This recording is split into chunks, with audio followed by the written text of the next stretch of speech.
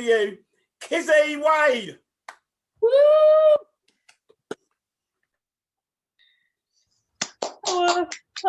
Thank you all for being here. It's really awesome to have so many people, and if you're reading tonight, it's because you've made a difference to my journey, and I really appreciate that. And there's one person that's not reading that refused to, who should be, and that's Gary. You've made a massive you made a massive difference to my poetry life and my life in general. So thank you for having me tonight, and thank you for putting together this amazing event. So the first one I've got is sort of one I've adopted as my cover poem going into the new sort of voice I've been working on, and it's called Your Comfort is Important to Me. And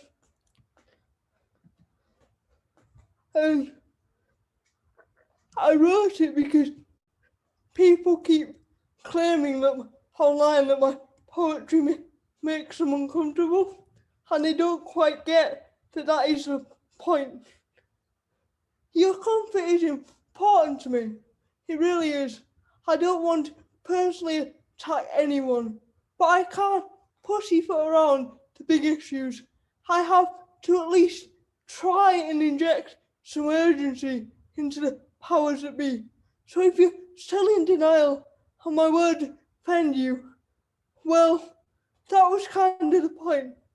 If you're the sort of person that defends yourself against anti-hate in direct social media posts, insulting, accusing the author of arrogant ignorance, claiming they judge everyone in the same light, then I suggest the content was a bit close home.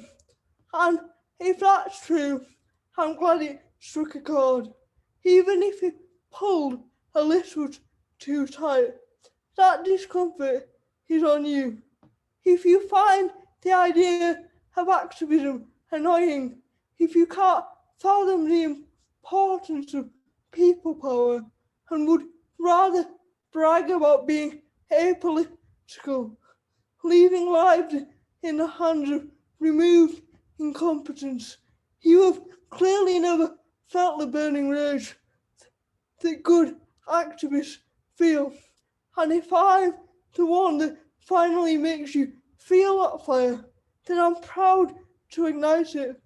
If you resent people's rights to say something's problematic, discrediting them instead of listening and educating yourself, then you don't care for the comfort of others, the strife they've been through, the memories you could be dragging up at the expense of your freedom of speech. Then I believe that though respect is a given, I can respectfully listen and discount your point of view. I have to fight for their comfort ahead of yours. If you think social change is negative because you think the world ain't broke and we don't need to fix it, then someone needs to open your eyes. Someone needs to pop your bubble of privilege and demonstrate the point of the pin of reality. And if you find the real world uncomfortable, well, join the club. So if you're uncomfortable, I'm sorry, but the chances are the way you're acting makes a lot of people uncomfortable too. And if that is the case, then I am talking to you because your mindset needs to change and discomfort does breed that. So I hope I succeed in causing it. Thank you.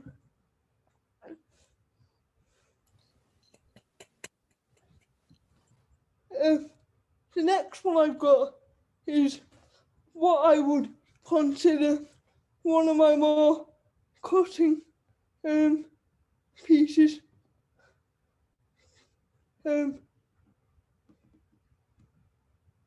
I'm just trying to find it. I have them all minimized. Here it is. Raise flags to raise patriotism. Be proud of your flag. Be proud of your country. That's a new distraction. Message. And don't forget when the left point out the hypocrisy in making divisive decisions to promote unity, they're just being anti-British.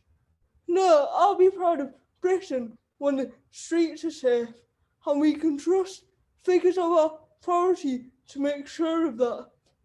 When schools stop pandering to impolite playground comedians and Casanovas and come up with a pragmatic prevention for predators before the jokes become jail time and the flippant taunts tortured flashbacks.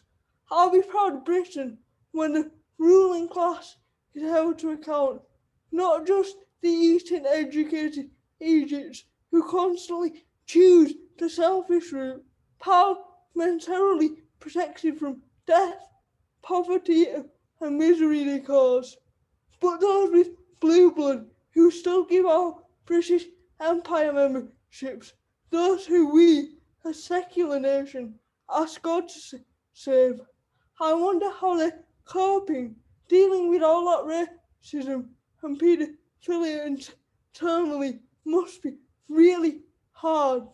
I'll be proud of Britain when financial protection is afforded to all, especially those who spend their days and patience on people and patients. Tell me, did that 1% pay rise take 1% of your sleep that night? Or did you care for the carers whose allowance you disallowed when you raised minimum wage, but not their threshold? If they retrain like Fatima, the country's future wouldn't be in cyber, rather in ruin. But what was your burn this year, Boris? I'll be proud of Britain when rights aren't political pawns to be protected and sacrificed, no matter whether you or your book believe in a group's reality or struggle. All rights are human rights, and when that's no longer a matter of opinion, debate, or a valid manifesto item, and I have the right to protest for that. Until then, I will not raise a flag.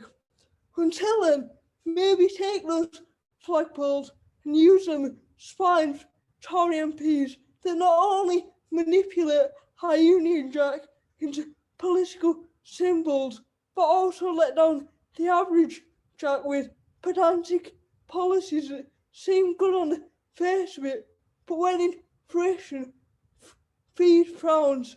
Jack wants to be proud, unified, but they need more. We all do. Thank you. Mum and Dad, it doesn't get any worse than that. The next one I've got is again about British and what it means to be this. This came out of a conversation with a friend of mine, Felix, at our youth theatre collective encounters, who also did serve a shout out in my journey. And we noted how many times British values had been used as an excuse for the bigotry we'd sustained. So I wrote this. The phrase "I'm British" often gets used as a prefix to bigotry. Patriotism, now a valid reason for hate. British values, an excuse for prehistoric points of view. A passport away from criticism. A wall against education. But what are the values you speak of, and what do they really stand for? 1. Rule of law. Actually, in case you weren't aware, hate is now a crime. Any kind of hate, verbal or physical, no matter whether it was acceptable in your day. So that word you just called the poor woman in the shop a penny short for the food for her child, yeah, that broke your precious tradition. 2. Democracy. Everyone gets a voice. Everyone, even those with the guts to stand up to the people who share your skewed ideals. Those with the nerve to stand for change. Instead of sharing a cowardly Facebook post they barely understand. So those trans rights activists you threw your bottle at were just being British. Individual liberty, freedom to do as you please within the law. And that's British law, not the toxic laws of oppression you believe in. That means that teenage boy wearing makeup, you know, the one you called a snowflake, he was just being an upstanding British gentleman. Mutual respect and tolerance. Now, this is a big one. Respect is not earned, it's a given right, even if you believe something's being shoved down your throat. That means beating up that lesbian couple on the tube was, you guessed it, not very British. Just to recap, the things these values don't cover you for include tearing people down, hate-fueled violence, and downright nastiness. They can help people understand how to be not just a better Brit, but a better person.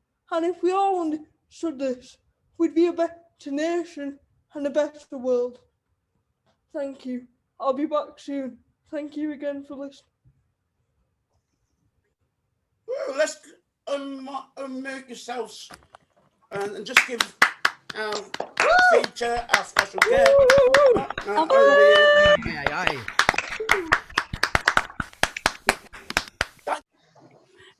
Let me reintroduce you, the lady of the moment, Kizzy Wade.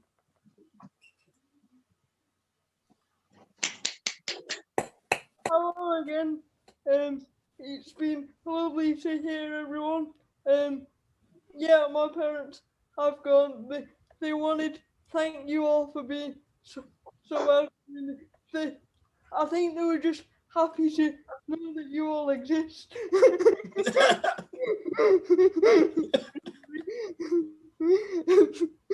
But those of you that are familiar with my stuff will know that I started off writing about nature, and then quite soon after that, I sort of went into disability because I have cerebral palsy.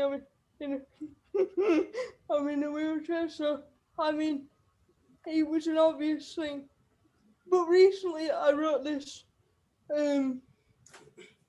poem, Achievement. I've always been told that I set my own bar. I am the only one limiting me to what I can achieve. My own thoughts, doubts, and self-confidence. And while that's a nice slogan for a cushion or a verse from inside of a card, let's get real. See, my disability means my achievements are always othered. Isn't she switched on for a disabled kid? Good disabled athlete, good grade for a disabled student. And all those things are true, but they'd be true without the mention of my physical limitations. Sometimes the word disabled seems like a synonym for second rate or a shocked face emoji. But or a wow, despite all that. And it's not a vocabulary issue. In fact, this person first language differently abled doesn't help. They're just an awful attempt at dressing up stigma whilst highlighting it. If it's not relevant, don't mention it. For those who think it's a compliment to acknowledge the struggle, here's why it's not. You might be the best disability ally there is, but the chances of someone in that room, the default response will be sympathy. Unfortunately, sympathy often overpowers respect, and while the former is often brought on by my four wheels, the latter is something I have to fight for. So when not in focus, the least reminders of my difference, the better. Some people might accuse me of being ashamed. I'm not. I'm proud of what I've achieved because of and in spite of my sat down position. I just wish it wasn't a constant prefix to my life. You see, on a good day, my disability means nothing to me. It's surprisingly easy to forget about after 16 years. So easy, in fact, in my first Zoom job interview, I forgot to mention it. I understand that that might come across hypocritical. A whole poem about turning disabled from a disability activist. But this is sort of my point. Here, inside the poem, we need to concentrate on my experience. During a political debate or an exam, we probably don't. Like most things, it's all about context. Thank you. And yesterday, who I noticed celebrating that job interview was with you, and it did take you 4 weeks to ask me if I was disabled or not, and I realised I'd forgotten to mention it. But the next poem I want to do, recently something sort of mad happened to me. I mentioned earlier that I attend youth theatre, or I have done since lockdown, and at some point in March, my friend egged me on to, my friend Ted egged me on to submit a self-tape to the National Youth Theatre of Great Britain, because, and I quote, "It would be a laugh, and what's the worst thing that could happen? They say no, right?" And I ended up getting in, and meaning I will spend some time away in summer, which is absolutely insane, considering I got there on like original poetry and stuff. But in order to self-indulge and celebrate that a bit, I decided to bring the monologue, the poem, that got me past that self-tape. It's called Expiration, and I wrote it because in my life, because I have a lot of friends with like life-limiting disorders. I find myself thinking a lot about legacy, and when I was at Right Club, shout out Right Club, we did a exercise based on some Frankenstein quotes, and they immediately made me think of that. So this is Expiration. I know now the span of my life, and I left debating whether I even desired to. The pressure to expire with elegance leaves a taste ever souring at a pace that cannot be replicated in speech, in poetry, nor in the reading of thought. As the scurrying rodent of regret weighs down the hands of ticking clock inside me. The fleas that hurt don't carry the black death, but instead infect me with the decay. The once bassy sound of my heart has been diminished into two tones. Tick tock, tick tock, tick tock. So what is left for me to do? What can I do? Just wane as the moon does, in the hope there is something to meet me at sunrise? Or do I reflect? Reflect both internally and externally. Look for what deserves a part of me, and leave light, warmth, intense enough to scorch my name into this world. So when the church bells do chime, whatever lies beneath that coffin lid, I do not go cold. I do not expire. Thank you. The final one of this slot is a piece around feminism.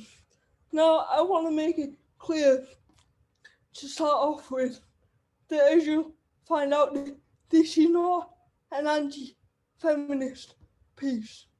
I completely stand with feminism. It's just the way it is affecting my life and the way it has been used against me. I felt the need to write about. You say you are feminism, my elevator to equality, the thing that will take me up to the floors of the businesses I want to lead, the thing that will take me up to the stages I want to be on, the thing that will take me up to the plinths I want to speak behind. But all I get from you is down talk and being pushed away from what really matters. You say you are a ballot paper, choice and the freedom to make it. You say you allow me to be whatever I choose, to wear whatever I choose, to be whoever I want to be, and yet you instruct me on who I should be. You say you are a mother, praising, loving, accepting, but all I get is scolding on the internet from people who claim to speak in your name, scolding for ridiculous things. My appearance, the way I act, no acceptance. You say you are all the crowd at a protest, but you will not protest for me. Am I right to be different to what you think I should be? You say I protest against you. I do not. You say you are me, in baggy jeans or even in dress. But you are not me. You refuse to acknowledge my struggles, even when I make them clear in rhyme or in verse. Because your struggles do not line up with mine, and you like to think that my struggles invalidate yours. They do not. Am I difficult, the thorn in your bouquet, the thing that pricks your finger and reminds you that not all women are like you? Am I non-conforming, the blot on your perfect group photo, the thing that will be your everlasting memory of the people you left behind? Am I too blunt, the misquote in OK magazine, not PR friendly, too outspoken and not in the right way?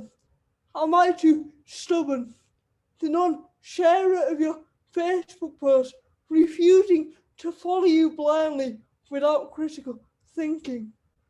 aren't I straight enough?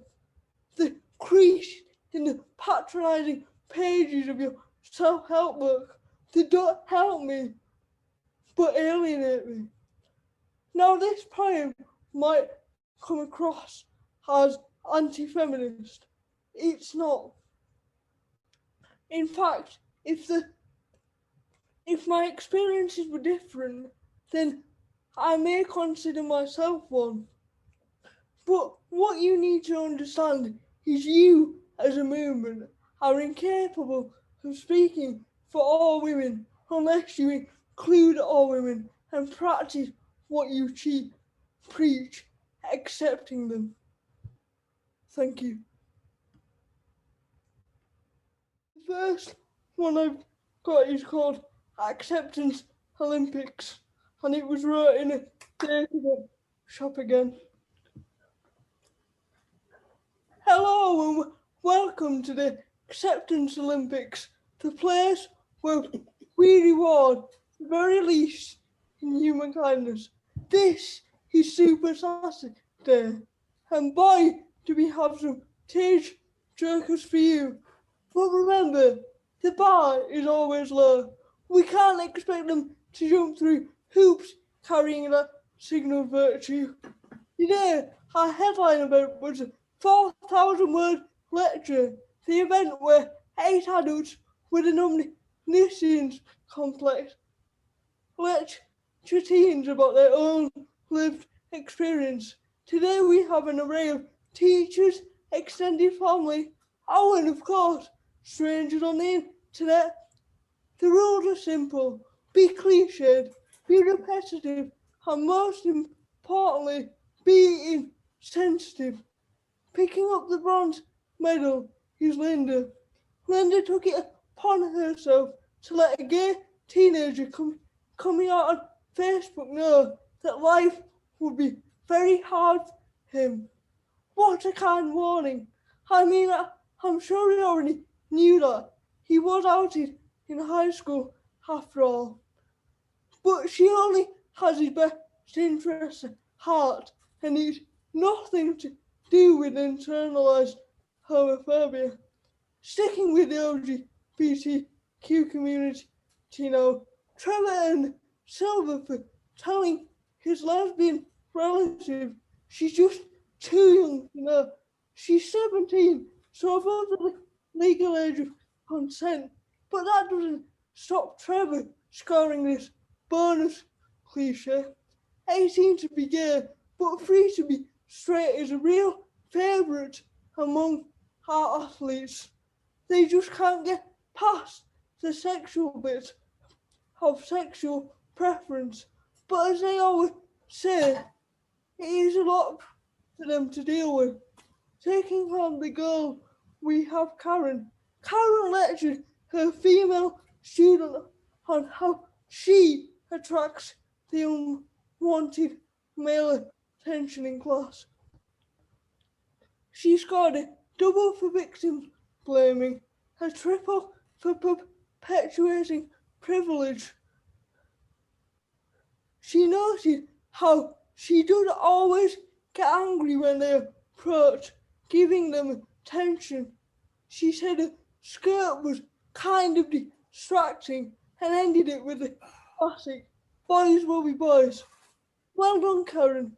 She got a personal best too. Her teen listened for a whole 50 words. That could be seen as growth, but you don't get to grow to a decent human being. People don't have to give you the time to do so, and they certainly don't have to give you a medal.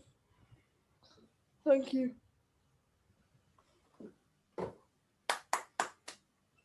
But it's called Pride Kitchen. And let me start this poem by wishing you a happy Pride.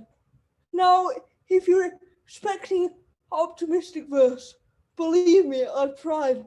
I've tried to write about the rainbows and riots in a regular rhyme, in a regular rhythm, with the expected, elected tone, but I can't. And to understand why, we need to understand my cluttered kitchen cupboard conscience. It's the 30th of June.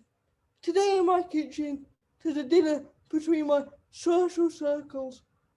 I find the cutlery. It's different sizes, versions for people to hold on to. I extract them from the cupboard that's filled with everything from batteries to the key to the lock that doesn't quite work. I carry the weight of them towards the group. At my table, I'm having two conversations. The one I'm having in the poem, honest, open, and the one that's a little likelier in my lived experience, loud but lacking in truth. You're both talking over each other. My brain is split unequally in half, and the key to the door still doesn't quite work. The TV flashes in the corner with pictures of pride parades, reminding me of my lack of. The dinner finishes, and it's time to wash up. I turn on the tap.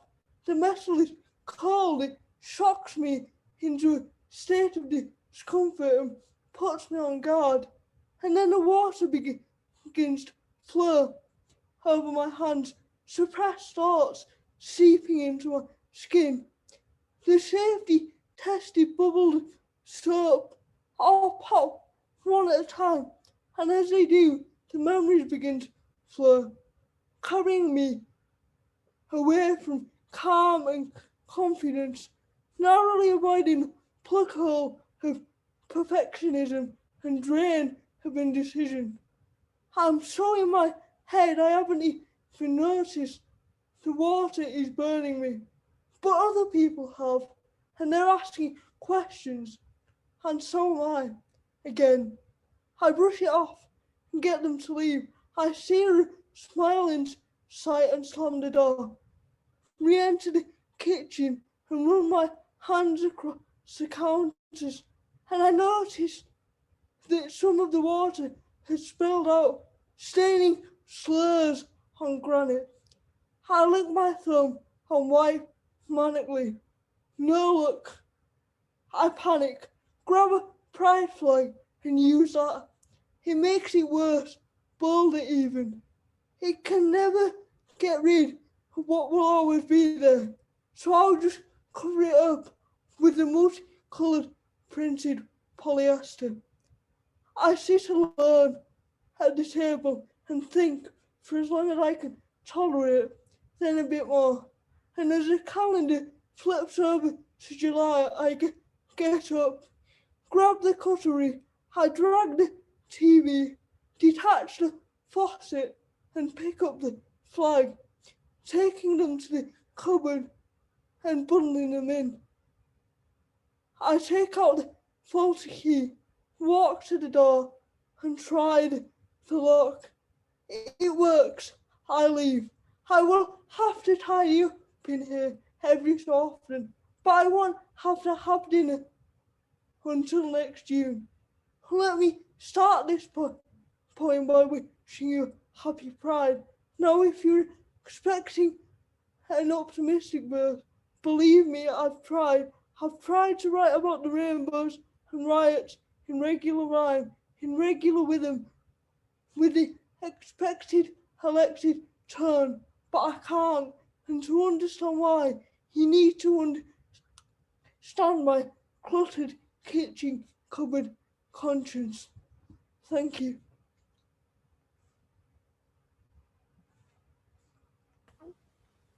But guys, just unmute yourselves and just give a massive huge round of applause.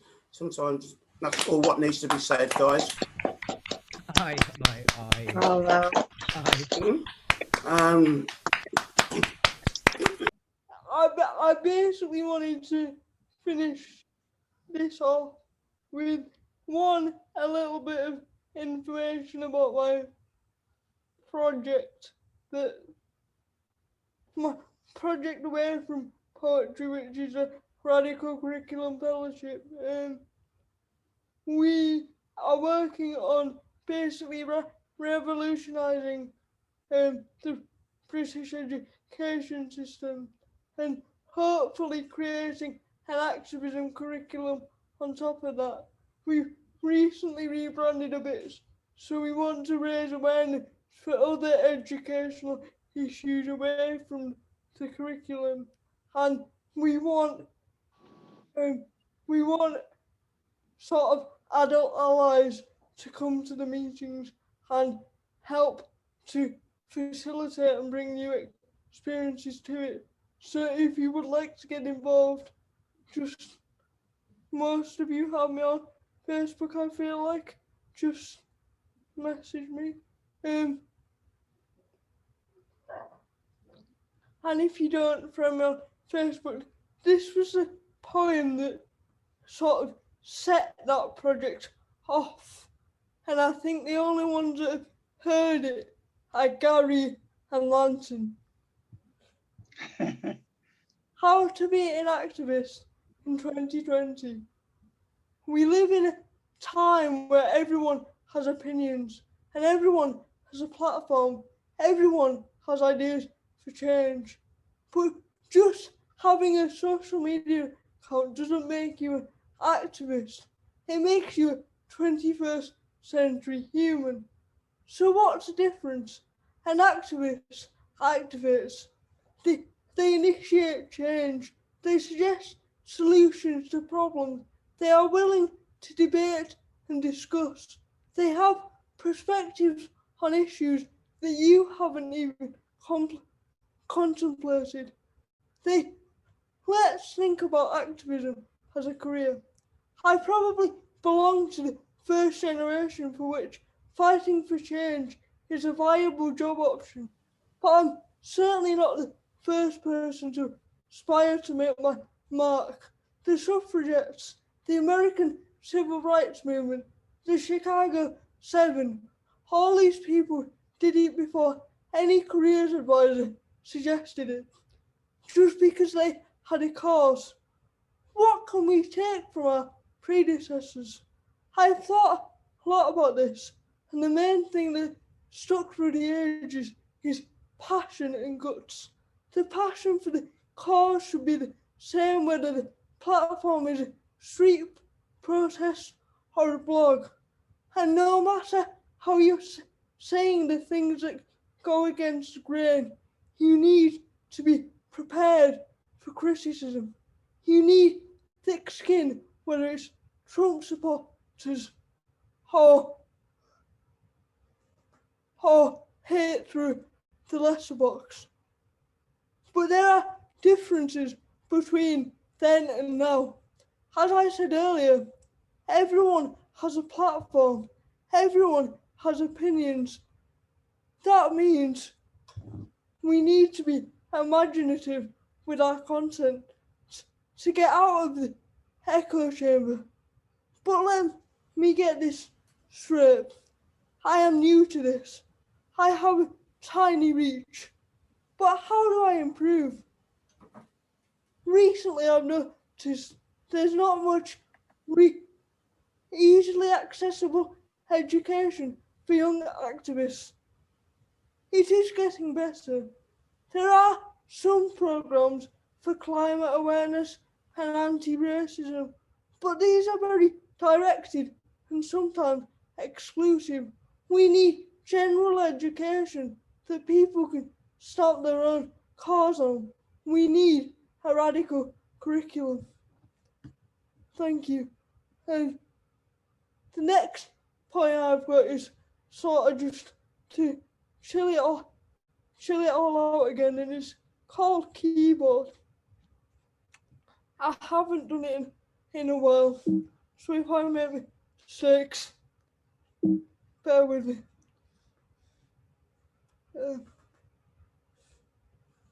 I wish there was a print button in my brain, a button that could give me everything I have ever thought to have and to hold, every idea, every opinion, every observation that has ever come into my conscience. Maybe then I could choose which notes to take note of more easily, because sometimes good ideas seem to glitch and disappear without hope of redo or refresh. And sometimes the thoughts that screw my psyche into a ball staple and stay there. I wish there was a delete button in my brain to allow me to lose the loud thoughts and long time echoes so I have space for streamlined thought in silence. And maybe I'll manage to clear my own cognitive dissonance. I'll maybe make some headway in my own unconscious bias to finally craft my own thought completely. I wish there was a save button in my brain to allow me to keep memories, scenarios, and situations in a bank. Just the ones that remind me why I bother, the things that anger me into action, the obstacles to doubters, the injustices. I wish I could keep it all as fuel. I wish there was an escape button in my brain for when I need a complete break, away from the thoughts affixed to my mind on post-it notes or with pins on cork, or the endless pings of notifications of my mistakes and shortfalls. It would be nice to have a white cross in a red box to click with a mouse when my mind is running too fast, like it's powered by mice. I wish there was a control button in my brain to filter what comes and goes because there has been so many unauthorized intrusions. I think I need better virus protection to keep my files as I left them and the documents that made me as I know them. In reality, there is no key to the mind, not even a keyboard. The mind is a computer too complicated to be controlled by cracked plastic. It has an algorithm embedded in an impossible algorithm. It contains symbols that cannot be found in QWERTY. It is coded in a language far beyond understood mathematics. It is organic. Thank you. And the final poem I have of the night to finish it all off. I chose to finish with this because this is a poem I wrote as a thank you to all the people that have been involved in my journey.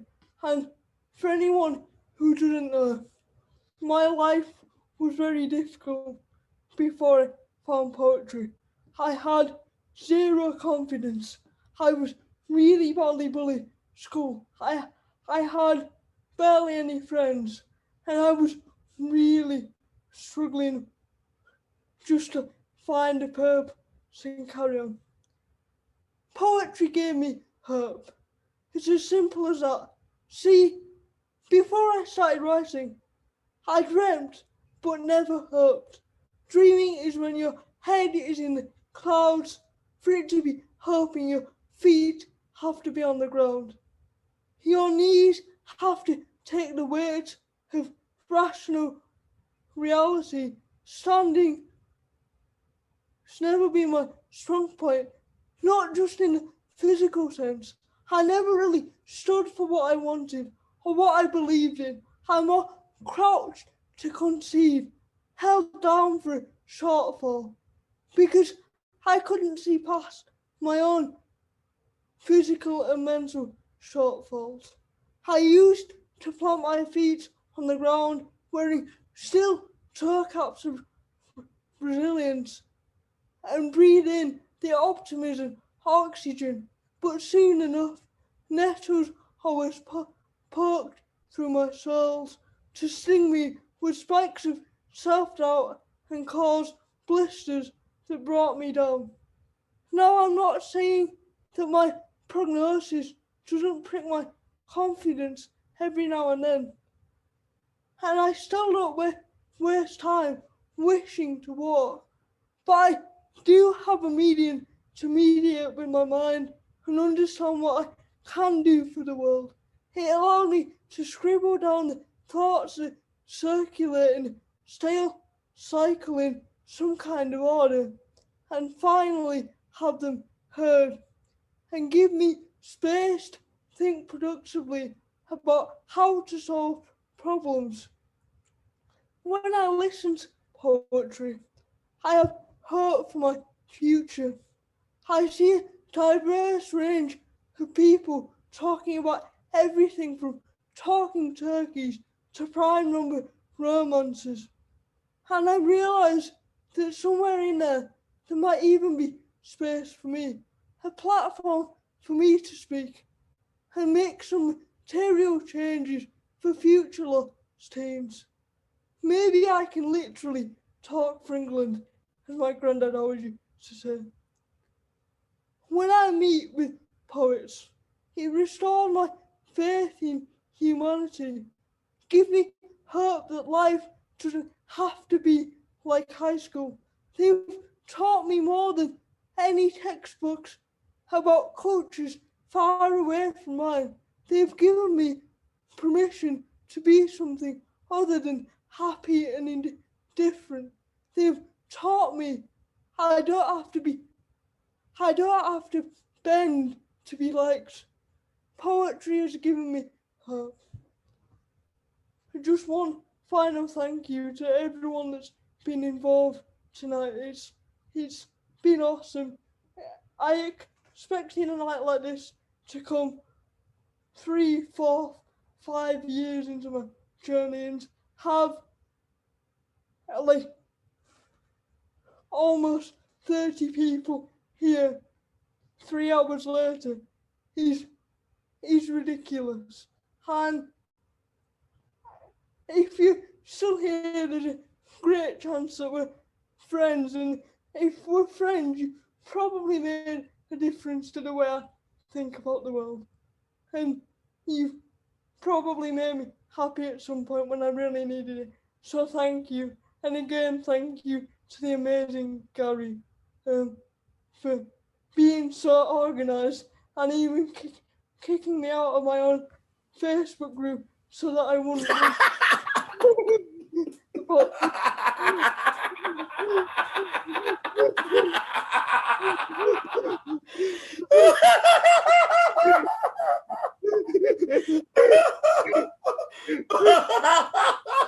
Oh, that's one of the highlights of my life.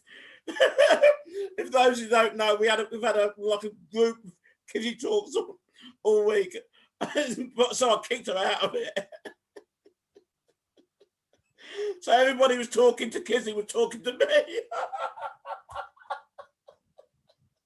And the best thing, Kizzy didn't know.